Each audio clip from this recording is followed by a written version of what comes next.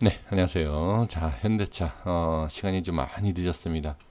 늦었지만 그래도 잠깐 현대차 좀 보도록 하겠습니다. 일단 수급을 보면요, 기관 쪽에서 매수를 좀 많이 해주고 있습니다.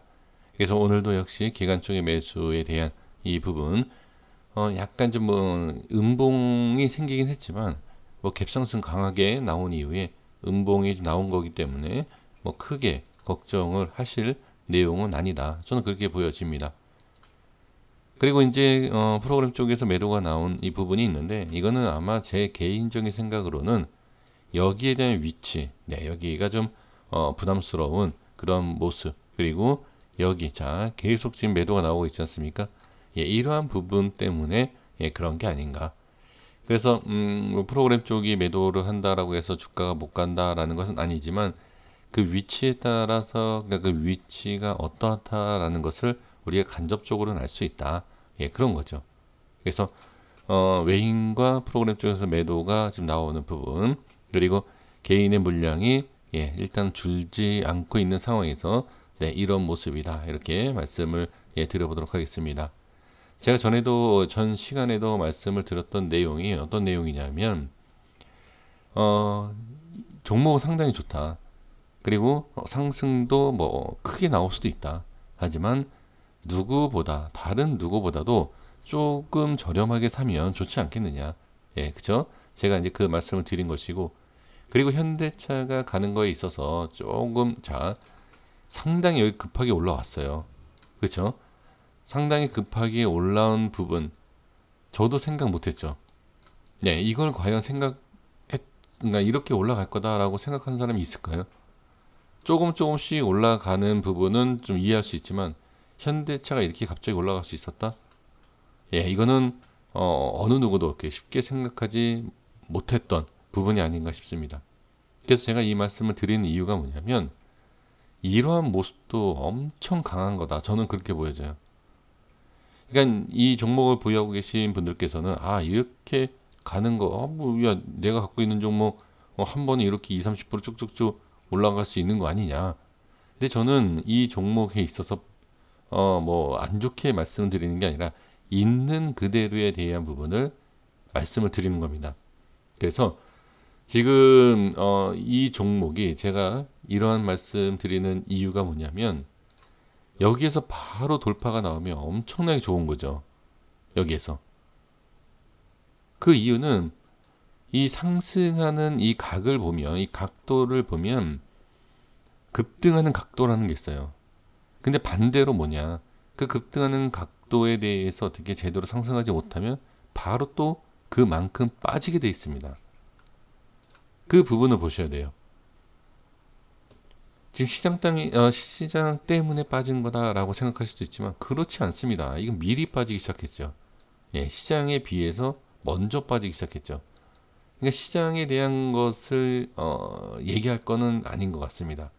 그래서 지금 이러한 상승에서는 분명히 자 부담스럽다라는 것은 어렵다라는 내용하고 비슷하게 또 얘기할 수 있지만, 어, 자 어렵다 그러면 어렵다라는 것을 풀면, 자, 우리 어려운 무슨 문제를 해결하고 그러면 그 기쁨도 상당히 크지 않습니까?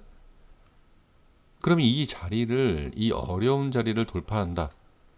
엄청난 재료죠. 차트로서는 호재라고 얘기해도 됩니다. 물론 이렇게 돌파하고 뭐 빠질 수 있겠죠. 예, 빠질 수 있겠지만 그냥 제가 생각하는 내용을 이렇게 말씀드려보는 겁니다. 자, 그리고 그렇다라고 하면 자 이거 먼저 말씀드려야 되겠네요. 그렇다라고 하면 이 자리를 돌파하면 그러니까 엄청나게 호재다 차트상. 그 반대 뜻이 뭐냐? 여기를 돌파하기가 쉽지가 않다는 얘기잖아요. 결론은. 그죠? 그래서 부정과 긍정을 얘기하는 것이 아니라 일단은 어려운 자리임은 분명하다. 그리고 오늘 시장이 전체적으로 그렇고 종목들이 전체적으로 갭을 띄웠어요. 갭을 띄우고 밀리는, 상승하고 나서 밀리는 모습이 좀 많이 보여졌습니다. 그러면 이런 상황에서는 자 아주 안 좋은 모습이다라고 하면 이렇게 쭉 밀려야 돼요. 이렇게. 근데 그렇지 않다는 얘기죠. 갭상승 이게 좋은 모습, 그리고 상승한 모습이 나와줬지만 상승에 대한 부담은 있다. 하지만 어떻게 쉽게 밀리지 않는다. 이렇게 보시면 되죠. 그러니까 그 캔들과 그 위치와 이제 그런 것을 봤을 때 어떻게 이제 이거를 분석하고 어떻게 해석을 하느냐에 따라서 좀 차이가 있는데, 지금 여기에서 보시면 이 자리가 뭐가 그렇게 중요하냐라고 생각하시는 분들이 있을 거예요. 이런 모습이. 이런 모습에서 다음에 어떤 모습이 나오고 그 다음에 다음에 어떤 모습이 나왔을 때 좋지 않다 기준을 우리가 세울 수 있지 않을까 싶습니다. 저는 그렇게 좀 생각을 하거든요. 그러면 자, 죄송합니다. 지금 마이크 제가 지금 마이크 하나 옆에 지금 뭐 좀 건드렸습니다. 죄송합니다. 자, 보시면 고점에 대한 부분에 있어서 꼬리를 달고 빠진 부분이 보이십니까? 자, 이 자리가 캔들에 대한, 이 고점에 대한 이 부분이 아니고요. 여기에 대한 이 밑에가 중요해요. 자, 지금 이런 모습이 나와서 자, 여기를 이렇게 보는 거다. 상관없습니다. 거꾸로 봐도 돼요. 지난 내용, 그러니까 지난 그 차트를 가지고서 반대로 분석을 해도 중요하다 아니다라고 우리가 알 수 있다. 왜? 이걸 알아내는 것이 다음에 고점 그리고 돌파를 하면 더 좋은 흐름이 나올 수 있다라는 거기 때문에, 여기가 왜 이게 나왔냐, 나는 이거 알아, 그게 아니라 이 모습을 보고선 어떻게 이 자리가 중요한지 아닌지를 알면 되는 거예요. 자, 그래서 지금 이 17만 원에 대한 이 부분이 어떻게 돌파가 나와야 된다. 저항이 생기면 당연히 좋지 않다. 이렇게 볼 수가 있습니다. 그리고 지금 여기에 대한 부분 보면 이게 어떤 자리인지 혹시 아십니까? 이 자리가 바로 5일선 이탈의 기술적 반등 자리예요. 여기가. 그러면 그 다음이 어디죠? 네, 이 자리죠. 뭐 정확하진 않겠지만 빠지면 어떻게? 21선의 기술적 반등 이렇게 봐야 된다. 그러니까 제가 여기에서 한 가지만 말씀을 더 드려보도록 하겠습니다. 5일선과 자 21선이 이렇게 있죠. 그러면 5일선 이탈에 대한 부분과 반등이 제대로 나오지 않으면 21선 기술적 반등이 나오는 위치까지 밀리는 게 기본적 패턴이에요. 그러면 이게 내려간다라는 내용이죠. 이거는 그냥 다른 어떠한 내용, 그러니까 종목들이 패턴이 이런 게 있더라라는 거예요. 내려간다가 아니라. 그러니까 지금은 제가 좀 전에 뭐라고 말씀드렸냐면 상당히 그냥 강한 거예요. 강하게 지지해주고 있다. 그럼 여기를 어떻게 돌파하기 위해서 계속 두들겨주고 안착을 해주면 어디?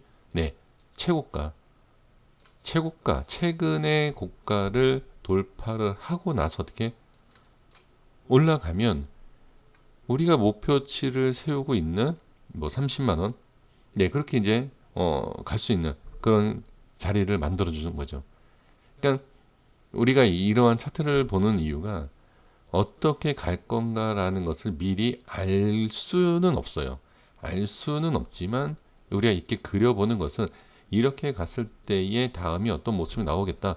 이렇게 나오면 좋지 않겠구나. 이런 것을 어느 정도 우리가 알 수 있지 않을까. 그러니까 미리 다 안다는 게 아니라 대응에 대한 부분을 말씀을 드리는 거죠. 그래서 제가 이제 고점에 대한 부분에 있었을 때에 너무 남들이 간다 할 때는 그래도 매수하라. 남들이 매수하라 할 때는 조금 의심해보고 확인을 해야 된다. 대부분 이렇게 올라갈 때, 그쵸? 매수에 대한 의견. 또 빠질 때는 빠지는 대로 모아 가야 된다. 그쵸? 이런 결론치를 보면은 이 짧은 이 상승을 봤을 때는 모아가는 게 맞다라고 보지만 별로 효과 있는 방법은 아니었죠. 그 지금은 제가 이런 말씀 드리는 것도 여기에서 매수를 하나, 다음에 반등이 나와서 매수를 하나, 똑같은 차이예요. 똑같은 차이. 아니, 똑같은 자리예요. 차이가 아니라 가격이 차이가 없어요. 근데 중요한 게 뭔지 아십니까? 확인입니다. 확인. 이 자리를 왔을 때 이 자리를 돌파하느냐 못하느냐 이러한 것을 확인할 수 있다는 얘기죠. 그리고 지금 여기를 올라오는 과정이니까 다행이지, 만약에 빠지는 과정이면 어떻게 되죠? 엄청난 스트레스를 받습니다. 그리고 손실도 커지고요. 그래서 올라가서 계속 올라가는 게 아니에요. 주가는 올라갔다 내려갔다 올라갔다 내려갔다.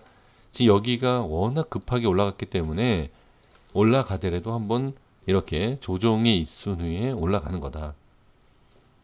그래서 제가 항상 저는 영상에서도 말씀드리는 게 뭐냐면, 확인을 하는 게 가장 좋다. 확인을 해도 늦지 않는다. 이런 말씀을 자주 드리고 있습니다.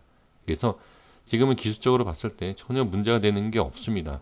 그냥 기술적인 부분에 있어서 제대로 움직이는 거는 맞다. 하지만 기술적으로 움직이는 게 매번 맞을 수는 없고, 그리고 어떤 식으로 먼저 움직이느냐. 자, 이렇게 움직였다가 이렇게 가서 이렇게 갈 수도 있지만, 이렇게 갔다 이렇게 갔다 이렇게 갈 수도 있지 않습니까? 그죠? 아무도 모릅니다. 그러니까 이런 것을 꼭 저는, 자, 조금만 더 여기에서 매수, 여기에서 매수, 여기에서 이미 매수 타점을 놓쳤다. 그렇죠? 그러면 확실하게 저점에서 매수를 하겠느냐 잘 판단하셔야 돼요. 지금 이 자리는 어중때다. 그러니까 내일 자 여기에서 이만큼 한 3% 4% 차이가 나겠죠. 그러면 예를 들어서 1,000만 원이다라고 하면 30만 원, 사실 적은 금액은 아니에요. 적은 금액은 아니지만, 자, 확실하게 이 밑에 어제나 그제 잡아서 수익을 봤어야 되는데, 수익을 좀 챙겨가면서 홀딩해야 되는데, 이 생각을 갖지 마시고요. 그래서 급하게 내일 어중된 데서 잡지 마시고, 잘 확실한 자리에서 잡지는 마시고, 차라리 밑에 빠지는 과정에서 어떻게 정확한 지지 라인대를 잡지 못한다 하더라도 빠지고 나서 잡는 게 좋아요. 그리고 다시 말씀드리지만 확실하게 그냥 안착을 하고 잡는 게 좋습니다. 자, 그러면 여기에서 질문이 하나 나와야 됩니다. 야, 네가 여기에서 잡으라 그래서 잡았더니 빠지더라. 그럼 여기에서 잡아서 빠지는 거랑 뭐가 차이가 있냐? 그리고 오히려 여기가 더 손실이 큰 거 아니야? 라고 하실 수 있지만, 여기는 기준이라는 게 있습니다. 이 라인 때. 그럼 뭐죠? 이탈을 하면 손절하면 돼. 근데 나는 손절 안 해 라고 하시는 분들은 그냥 바로 아무 데서나 잡으셔도 돼요. 손절 안 하시는 분들은. 근데 저는 스윙을 하던 뭐와 가던 어떻게 하던 일부분이라도 저는 손절을 하는 그 기준 라인에 항상 잡고서 매매합니다. 그렇다라고 하면 일단은 이 자리, 자, 11만 7천 17만 원입니다. 17만 1,000원에 대한 이 부분이 아주 정확하다라고 얘기할 수는 없겠지만, 그래도 이 부분에서 확인하시는 게 전 좋다라는 얘기예요. 아예 올라와서. 그리고 다 아시는 내용이지만 뭐가 있죠? 전 고점 돌파 시 매수하시는 분들 많지 않습니까? 저는 이거 안 해요. 이거야말로 진짜 고점에서 그냥 따라가는 것밖에 안 될 것 같아서 안 하지만, 이런 것도 괜찮다는 거예요. 차라리 이런 것도. 그래서 제 생각에는 정확한 매수 타점에 대한 하방은 잘 모르겠어도 밑으로 빠질 때 만약 기회가 있으면 하는 게 낫다. 지금 이런 데보다는. 이게 별 차이가 없다라고 할 수 있지만 확인하는 게 전 중요하다. 이렇게 말씀드릴 수 있습니다. 제가 말씀드리는 내용이 더 좀 복잡하고, 그쵸? 복잡하고 좀 도움이 안 되실 수 있지만, 그래도 한번 지나가 보면 도움이 되는지 안 되는지 그때 한번 저도 스스로 판단해 보도록 하겠습니다. 자, 고생 많으셨습니다. 구독과 좋아요 부탁드리겠고요. 한번 저랑 같이 이 현대차의 움직임이 어떻게 나오는지를 계속 한번 지켜보도록 하겠습니다. 감사합니다.